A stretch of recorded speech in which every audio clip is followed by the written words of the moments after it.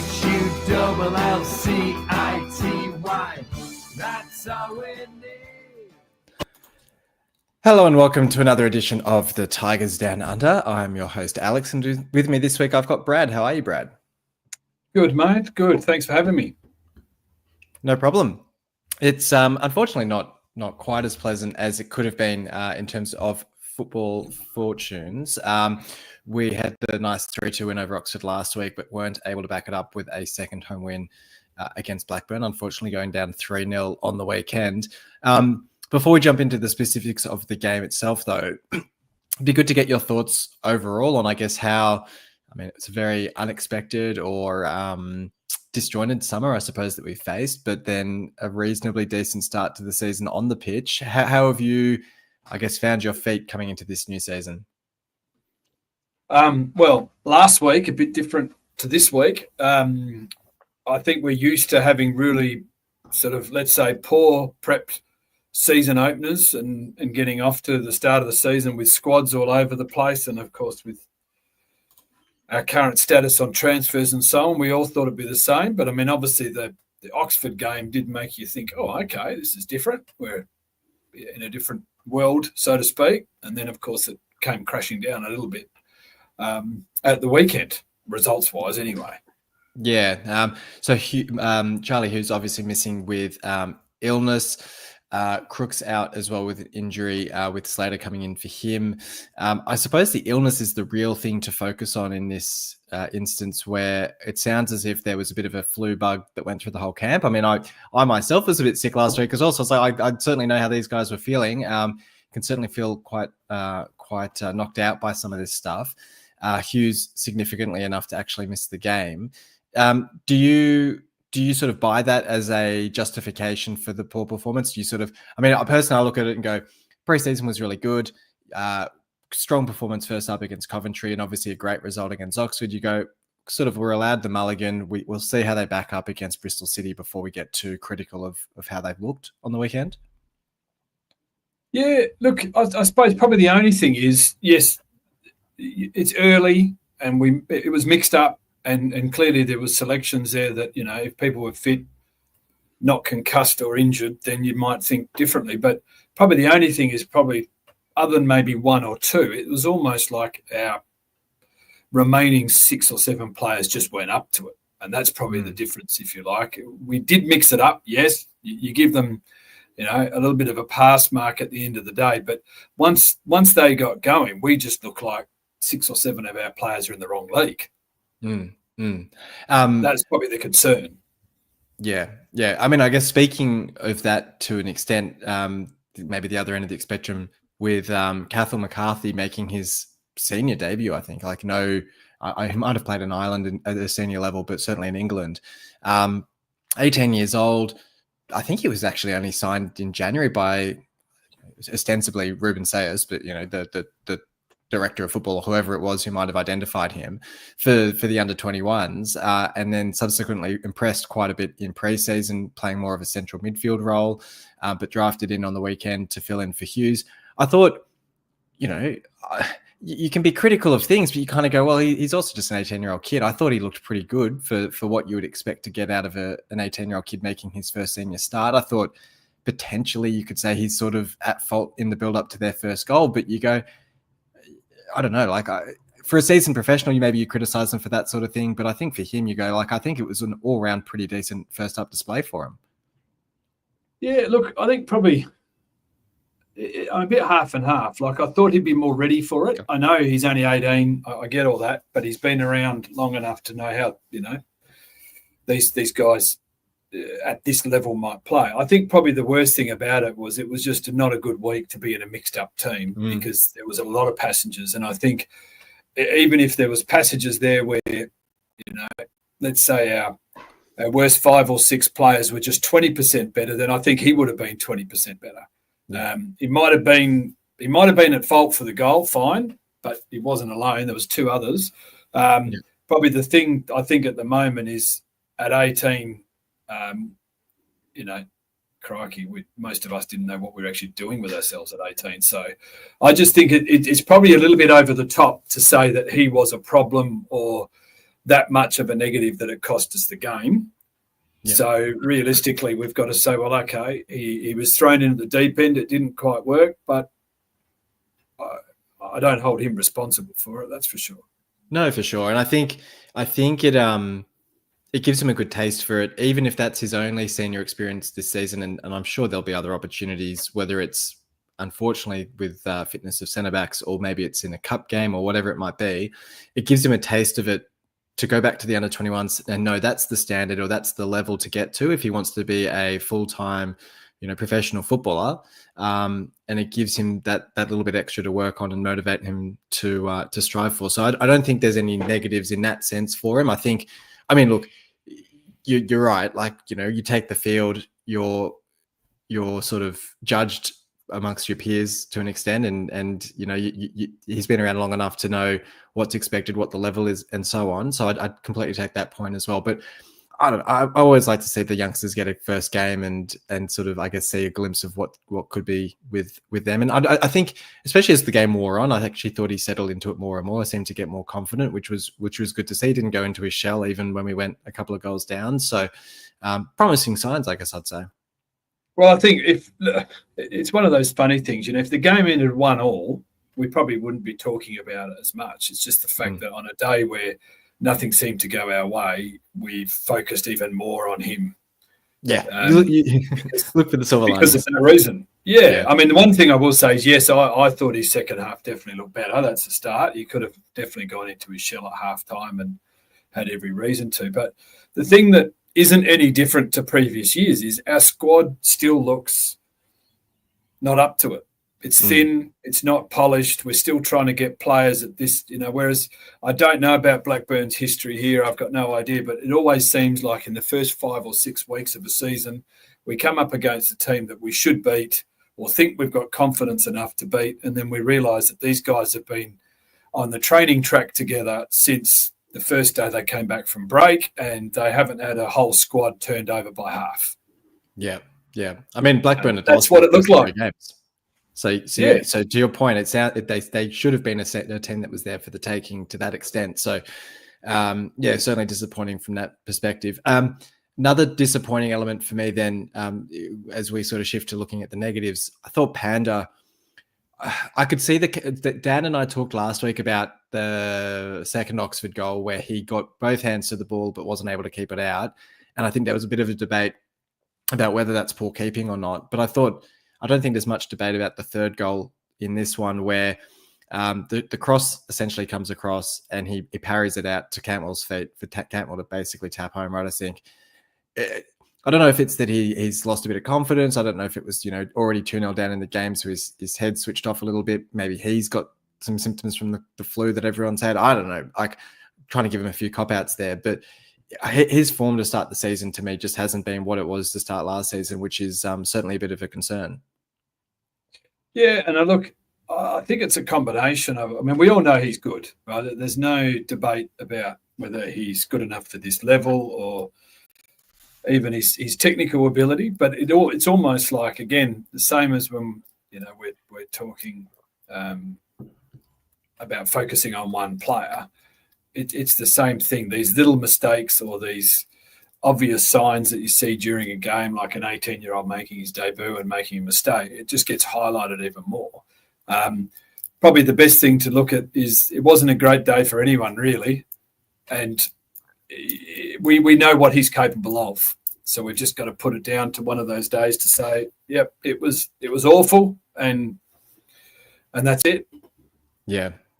I guess the other silver lining from the game, though, of course, seeing Mo Balumi back off the bench after his ACL injury, and I thought he had a few reasonable moments. There was that moment he got to the byline, bit of a heavy touch as he was coming inside, but you could see the ability that we really were impressed by last season, where you just think, give him another couple of weeks, another few, sessions on the training pitch, getting the ball at feet and getting that rustiness off, and he'll look a player again. Yeah, definitely. And probably the key thing with some of that as well is just at patches there, how much better we did look when we sort of decided, that's how we play. And we we took them on for a period there. I mean, let's face it, the way we started the game, we thought we'd probably be all right. This is going to be another reasonable day out. It's probably just that 55 minutes in between the first and second half there that we all just seemed to go to sleep. Yeah, and that's the thing as well, actually, to be honest, and to be fair to the side, like as much as we talk about the fact that it was a bad day at the office and players were affected and blah, blah, blah, I actually did think we started the game reasonably well. And I think Baz was a little bit overly harsh in some of his assessment of the game. Baz Cooper saying that, it was woeful from start to finish. And I thought it's a bit harsh because there was actually quite a few opportunities that we did have to score goals. I mean, there was the cross across the ground. I think it was Giles that forced the Blackburn defender to parry it back to the keeper. McBurney had a great header that was smartly saved. And I think Palmer just before half time. And there was probably a couple of other sort of half chances in there as well. And Ndala had a shot as well. So it's not like it was one of those games last season potentially where you come away, no shots on target, nothing created, looking really dour and miserable. Like we still created opportunities. Blackburn just took theirs and we weren't able to take ours. Yeah, and that's probably the thing, mate. If we look on paper at whatever stats or whatever you look like, we should have probably gone down by more, but we could have easily scored one earlier and turned that game around. And it's not to say, I mean, the overall performance was rubbish, right? We're not saying anything different to as a squad, as a team on the day. It wasn't good enough. And clearly everyone's upset about that. I get all that. But at the same time, for a game where we pretty much looked like we were second rate for 70 minutes of it, we still did things we didn't do last year.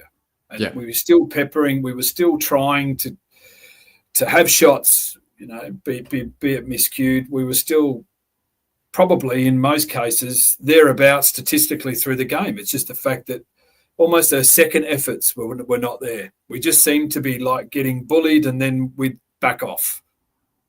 And that's not how we play. And, of course, with the young fella as well running around, he's trying to read the play and read the game, and yet he's probably seeing those in front of him almost move out the way. It makes it really hard for anyone who's making their debut, really. But I still think we're just not up to it. That squad should never be put out in that form again, that way. And so you just say, right, we just scratch that and move on. Votes for this game might be a little bit tricky. If you can think of 3 players deserving of votes for this game, but do you have 3 players in mind? Are we talking from Blackburn or from us? Well, actually, that's a good point. Before we do the votes, last thing I wanted to talk about, McLaughlin and McBurney at full time having a bit of a scuffle with each other. McLaughlin surprised me with, I thought he actually had a pretty reasonable game for Blackburn. I thought he might have struggled with Gelhardt and Ndala getting in behind, but I thought he had a reasonable game for them. And then obviously had a bit to say to McBurney at full time as well. I don't know if you made anything of that. Yeah, look, I didn't, but I'd say probably there was just a bit of a reminder of how the day went. Yeah, emptying his pockets of McBurney, perhaps. yeah, probably. I mean, look, depending on who you ask, I thought, probably 3-0 was a pretty fair result. I've heard people say it should have been 6. I don't think anyone had an awesome day out for Blackburn either. I just think it just clicked for them. Yeah. Do you have 3 players for us that you could name if you're being generous? I can give mine first if you go for it. Yeah. So I went McBurney for the 3 votes. I thought as much as he could, he tried to bring players into the game, and I think he's really shown a contrast with what we've had previously, that he is a quality striker for this level. So I was happy to give him the full votes for that sort of ability and play that he produced. Lundstrom, I went for the 2. I thought he was at least trying things early in the game, particularly spraying his passes as he had last week. And that's what I'm really grasping for reasons to give people votes here. And then Ndala, I gave the 1 vote. I thought he had a reasonable shot. Wasn't as effective as he was last week. I am maybe in a similar way to McCarthy, starting to look at him and think, yes, he scored in the cup against Wrexham, but he needs to get going in the league a little bit more for me to be convinced that he's up to starting games for us. I think once Balumi and Miller are back fully fit, he might just be an option off the bench. I can't see him kind of being a first name on the team sheet sort of player, but I was happy to give him a vote for this one. Yeah. Look, I don't. I think there's probably 4 or 5 that could get a vote each. I probably wouldn't disagree. I certainly like when Balumi came on. I know he only came on for a little bit, but I don't think it's worthy of a vote or anything like that. McBurney tries bloody hard, and in a day where you're playing that way and it just isn't going you right, I think he's probably worthy of a couple of votes. But yeah, I don't really disagree with who you've got on there, mate. Probably the only one I did think had at least made some efforts or tried pretty hard is I thought Gelhardt had a pretty good patch. I wouldn't say game, but there was patches there where I could see the efforts. But then again, I suppose I'm really trying to find anything. That's right. I'll give him the one vote from you then in that case. We'll talk then briefly transfer news. I mean, you did touch on before the fact that the squad's looking reasonably thin. Kamara absent from the squad because he's on his way to Getafe, I think Jakirovic mentioned or confirmed after the game. And because of this, I'm still trying to get my head around this concept of us having this wage cap that means in order to sign a player, we need to sell a player or reduce a player or release a player from our wage bill. The maths doesn't quite stack up for me that, the player we try to bring in could be on more than the player we're trying to move out, or the player we moved out could be on quite a lot more than the player we're trying to bring in. So it shouldn't necessarily be one out, one in. I think that's sort of oversimplifying it, but maybe I know Baz was sort of talking in those terms. Maybe he was just trying to keep it simple for people. But in any case, Amir Hadjimetovic, if I have not completely butchered that last name, Serbian midfielder, I believe he is, international, plays in that deep role, sort of similar to Lundstrom, I guess. So it gives us an alternate there. Means that Lundstrom can occasionally play further forward, like when Crooks is out injured as he is at the moment, and gives us a little bit more depth, probably in an area of the pitch that we need it. Whereas, I guess, Kamara, we've got Akintola, we've got Indala, we've got Balumi, we've got Miller. Gelhardt can play there too. Tinsdale, when he's fit, can play there too. So we do have a few wide options. So we're probably lacking in those central midfield options. Sorry, Bosnian. Dave from Hull correcting me. Yes, I knew it was. Apologies. Eastern Europeans watching, if I've offended anyone. I thought he was from that general area. I guess the wrong one. He's Bosnian. But yeah, so it sounds like he's probably coming in soon. From all the extensive games of his that you have watched, Brad, I'm sure you're a big fan of his. Mate, am I ever? Well, I'm just glad Dave said he's Bosnian because I had no idea really what else to talk about. Yeah. I think one thing I will say, mate, about that midfielder sort of, that key role, it definitely showed on the weekend, that hole in midfield. And not to say that, Palmer or other options in the squad can't play there, but I also just sort of felt like maybe that formation we actually played wasn't probably right. Now, it's easy to say after, but having someone in that engine room is still probably what's going to get us through games 25 to 35. Yeah. And we can still go back years. You can go back to promotion from League One years and so on. Our engine room was always the Rolls Royce. And that's still what I think we lacked last year.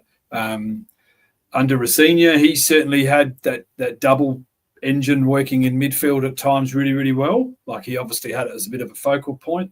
So right now, anything that's going to strengthen that centre circle is what we should be after. Yeah, good call. So hopefully that gets done reasonably soon in time to play Bristol City, who we face this weekend. So Liam Manning left Bristol City to join Norwich after their failed playoff campaign. And Struber came in. I think he'd previously managed at Barnsley and maybe one other championship club. Started the season pretty well with a big win over Sheffield United, which is maybe now not looking as impressive given their continued poor form. They've had 2 draws since then against Derby and against Charlton. But Scott Twine, previously of our parish, started the season pretty well for them. I think he's got 3 or 4 goals already and a handful of assists as well. So probably the player to watch out for in this one.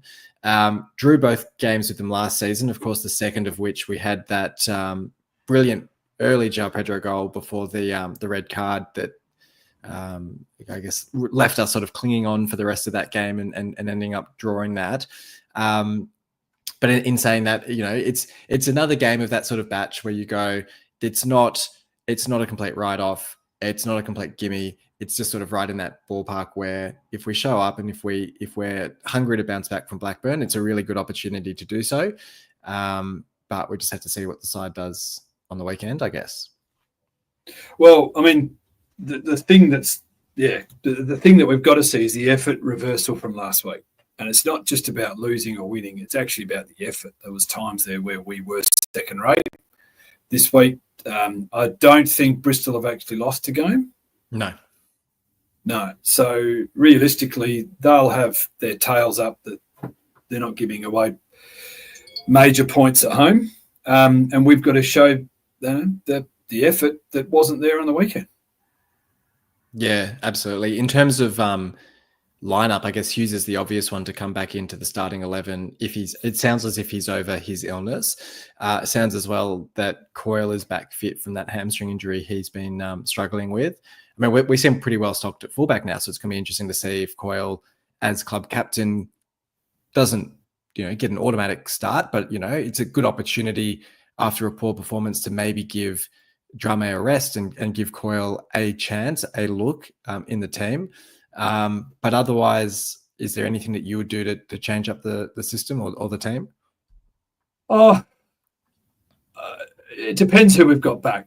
Yeah, you got a couple of inclusions there that would mean I probably wouldn't necessarily change everything they've been doing or working on recently. But for me anyway, the big sort of takeaway from the weekend was that the formation clearly wasn't working, whether that's the cattle we actually had or it just wasn't our day. And I think probably this week, if we haven't got, especially say a Coyle or a Hughes actually coming back in, then we've got to have a real look at how, even if it's just to start the game the way we did, but then settle in a bit better, we just got overrun in patches that we shouldn't be.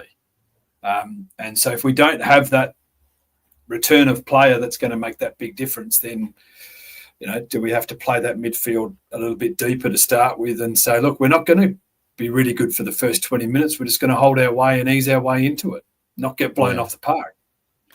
And Dave here in the comments is asking, and probably along similar lines, just in terms of, I guess, changing up tactics and asking if we need to vary how we go forward and whether we should be using the long ball more from Panda. And I guess I would say that I actually do feel like we are starting to use long balls more effectively. And it's not that it's necessarily coming from Panda. I think actually Lundstrom is being a really effective proponent of finding the wingers on either channel and really just pinging those balls and opening up the play quite effectively. So to your, I guess, combining your 2 points, if we were to sit in for the first 20 minutes, really become quite defensively resolute and look to use Lundstrom and to almost bring those counterattacks where you would then ping the ball up the field to an Ndala or a Gelhardt or a Balumi later in the game if he's coming on, it might be the effective way to go away from home. And I guess we kind of saw quite effectively against Coventry how we were able to sit in and grind a 0-0 draw against the team that's now gone on to score 12 goals in their next 2 games. So it seems as if we do have it within us. It's just whether we need that, the personnel to do it. Mate, he's hit the nail on the head. The one thing that we've got is it's almost like playing that central midfielder higher in that more attacking role means that, well, what are we going to do? Play the ball out from the back and get our midfielders to sit higher? Like, it doesn't make much sense. In the end, you've got to release at some stage, and we're releasing to a higher line. So I think to answer your point at the start when you talked about McLaughlin from them having a pretty reasonable day out, I think a lot of it was because he just sat there and said, oh, this is pretty easy to read. Whereas the only time that their back four looked to get really sort of out of whack was those sort of surprise, even slightly diagonal, but longer balls. We had our tails up and we were trying something. So I agree, mate. I'm biased, mate. I'm over this playing out from the back stuff. Unless you've got the ultimate Man City 11 to work your way out, which is probably not the right thing to say at the moment anyway. I was going to say, I mean, they on the weekend. I don't know if you saw that goal on the weekend. I did, yeah. I know. Eating humble pie, mate. But I still think that a lot of the time, this technical play the percentages, if we hold the ball at the back and we play it out, we're not losing it in the higher line 60% of the time or whatever these wonderful stats are. Sometimes you've got to say, look, if you've got that ability to win the ball or at least give yourself better than 50-50, why not do it at that higher line than in your own half? And in our own half was our problem. Yeah. Agree. So then I guess rounding things off, score prediction for this one. How are you feeling heading into it? Any confidence, or it's just, take a point if we can?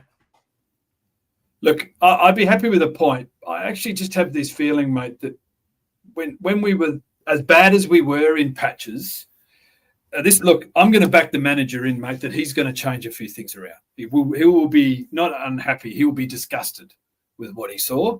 And he's going to say, on the training track this week, this is how we will hold the ball. This is where we will play, hopefully, that longer ball. So I'm going to back him in, and I'm actually going to say we're snatching it. Yeah. I'm probably the same. I think, while Bristol City are undefeated, whilst they had a good start to the season, I don't think they're going quite as well as it might look with the results that they've had. Only a 1-1 draw with Derby. I think they're there for the taking if we show up. And I think you're right. Like, I think from what we've seen of Jukirovic, he seems like he's a pretty tough customer. Like, he's not going to sort of coddle the players. And I mean, maybe publicly he's sort of saying like, everyone's had the flu and all that sort of thing. But as you say, I think on the training ground, he's going to be saying, you need to lift the standards, or you're out of the team. And maybe he will even make the changes this week to say, for example, a Slater or someone might drop out of the team for just not producing enough. Probably a McCarthy, maybe a Drame, maybe a Giles. We've got Williams, we've got Coyle, we've got options now to say, you've had a good start to the season, but we can't rest on our laurels. We've got to keep going. We've got to keep producing. And I reckon we'll get a response against Bristol City. I think, maybe like a 1-0, grinding out, gritty away performance to head us into the international break with a bit of optimism again would be lovely. Well, I hope so. And one thing I will say, mate, just to take a step back to the McCarthy argument at the start, it reminded me a truckload of Liam Cooper. Made his debut. Unfortunately, that day it was a bit different. Was it the Liverpool game? That was, the Liverpool game. And at that time, I remember the slander that copped his way for being a young fella that just not up to this level. And, and at the time, I would have probably agreed. But these young guys, especially centre halves or defenders, they take a long way, a long time to get where they did. And I mean, in hindsight, Cooper turned out all right, didn't he? Yeah, no, exactly. I think it can be pretty quick to write players off sometimes who might go on to bigger and better things. But look, we might leave things there then. Hopefully a win over Bristol City. It's the international break after that, so gives us a bit of a chance to recharge, hopefully get a few players back on the training ground and see how we go. But look, thank you for joining me for this one, Brad. Cheers, mate. Thanks for having me.